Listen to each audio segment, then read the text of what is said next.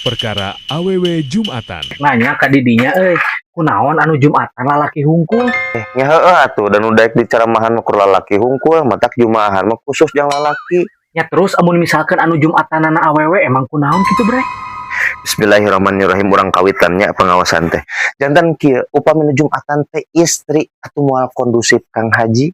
Moal kondusifna kumaha Pak Ustad? Moal kondusifna teh istri mah kan teh daek ngajedig. Seetik-etik ngorek liptin, etik-etik ngorek buuk, ngorek kerudung, ditiupan lah. Atuh kete moal sah atunya Jumatanana teh anu parahna teh hiji deui ieu mah. Naon bre anu paling parahna? Caritakeun bre.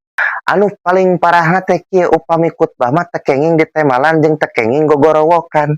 Kan ai istri mah komo lamun temana tentang istri harus adab kepada suami. Emang kunaon gitu Pak Ustad pami temana sapertos kitu? Contoh, namun misalnya cek khutbah teh harus jadi istri yang soleh-soleha tidak boleh melawan kepada suami. Cek dude hanap teh merenya. Lalaki sapertos kumaha lah tuh Pak Ustad, anu bisa urang nepikan urut. Kan kitu di. Oh, nya mumpun Pak Ustadnya. Tah matak istri mah ditempatkeun ku Allah teh di pangawasan upami pamangget mah Jumatan tah sakitu Haji.